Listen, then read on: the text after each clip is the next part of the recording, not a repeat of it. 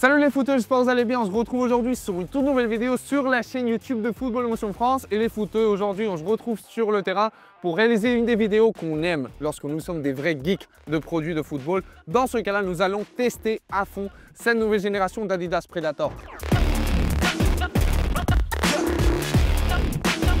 Il y a quelques jours, je vous présentais la review analyse de cette nouvelle génération et pour ceux et celles qui n'ont pas vu cette vidéo, je vais vous rappeler quelques points importants que vous devez savoir de cette nouvelle génération. Premièrement, sa carcasse, elle est complètement construite en une seule matière, dans ce cas, le Hybrid Touch. Contrairement à la génération précédente qui, quant à elle, était construite en sa totalité en Hybrid Touch 2.0, on va dire qu'Adidas, pour cette nouvelle génération de Predator, revient à ses origines et nous donne une finition un petit peu plus légère, plus élastique et qui va réellement améliorer les sensations que nous allons avoir sur le terrain. S'il y a quelque chose qui fait vraiment la différence entre cette Adidas Predator et les autres chaussures disponibles dans le marché, ça va être sans aucun doute son Predator Element.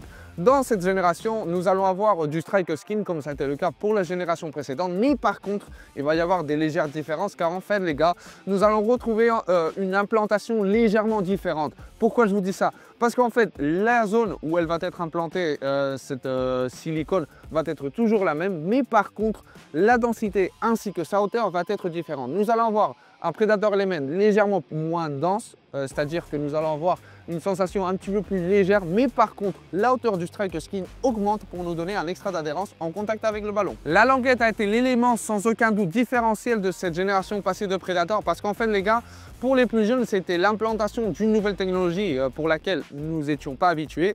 Et pour les plus nostalgiques, en fait, c'était le retour à l'essence du modèle Predator.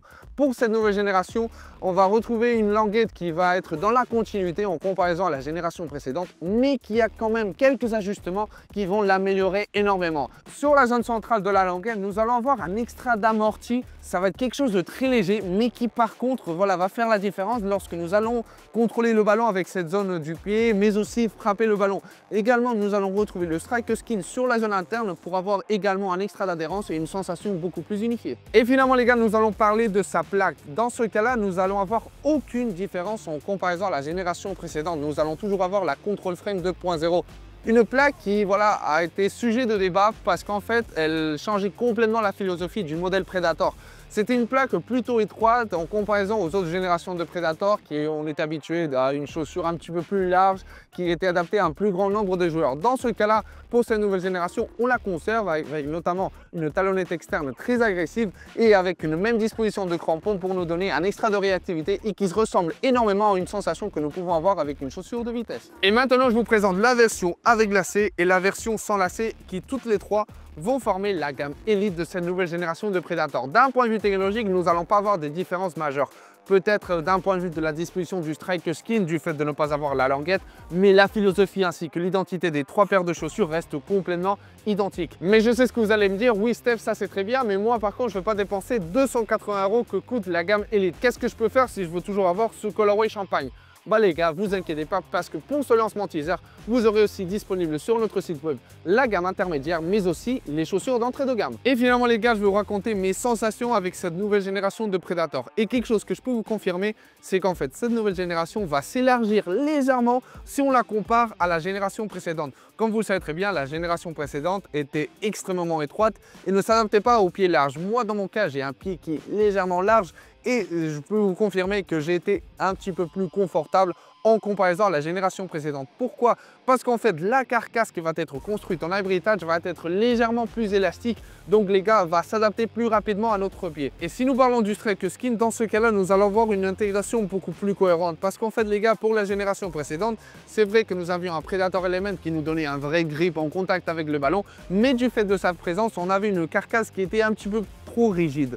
Mais pour cette nouvelle génération, en fait, les gars, nous allons retrouver l'équilibre parfait. Un Predator Element qui va nous donner un extra d'adhérence, un extra de grip lorsque nous allons être en contact avec le ballon, qui va nous donner quand même cette capacité à mettre de l'effet à la balle, mais sans être trop présent. Donc, on va toujours conserver une élasticité pour être très confortable sur le terrain. Et si nous parlons de la plaque, comme j'ai pu vous dire précédemment, nous avons exactement la même plaque que pour la génération précédente. Donc, si vous aimiez les sensations sur le terrain de la précédente Predator, dans ce cas-là, vous allez retrouver exactement le même package. Une plaque qui est extrêmement agressive du fait de sa réactivité agressivité, mais aussi de sa talonnette externe extrêmement agressive, quelque chose que moi personnellement j'aime pas. J'aime plus avoir une chaussure qui est plus dans le confort que dans l'agressivité, mais qui voilà, se combine plutôt bien avec le reste de la carcasse, qui va nous donner des sensations de frappe très intéressantes. Nous allons avoir une carcasse qui est plutôt moelleuse, c'est-à-dire qui va s'adapter à la perfection lorsque le ballon va rentrer en contact avec la chaussure. Et ceci se combine avec la languette qui sans aucun doute va être la partie qui m'a le plus surpris de cette nouvelle génération de Predator, car en fait les gars, avec cet extra d'amorti sur la zone centrale, ceci va améliorer énormément les sensations sur le terrain pour nous donner un extra de confort qui va être fondamental.